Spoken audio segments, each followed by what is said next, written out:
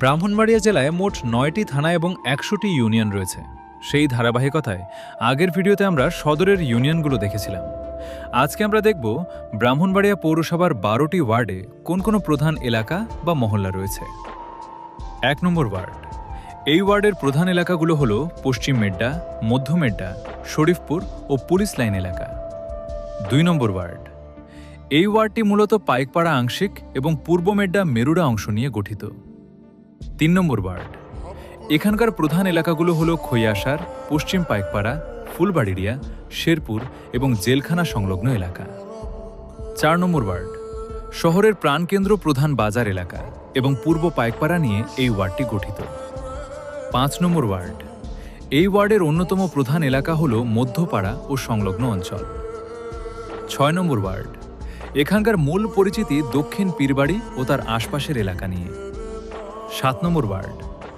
এই ওয়ার্ডটি মূলত উত্তর পীরবাড়ি ও সংলগ্ন এলাকা নিয়ে গঠিত। ৮ নম্বর ওয়ার্ড। ব্রাহ্মণবাড়িয়ার অন্যতম সুপরিচিত এলাকা কাজীপাড়া এই ওয়ার্ডের অন্তর্ভুক্ত। ৯ নম্বর ওয়ার্ড।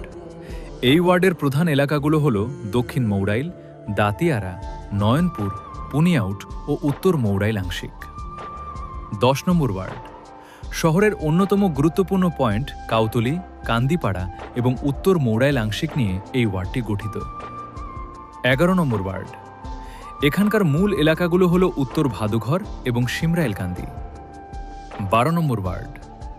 এই ওয়ার্ডটি মূলত ঐতিহ্যবাহী দক্ষিণ ভাদুঘর এলাকা নিয়ে গঠিত।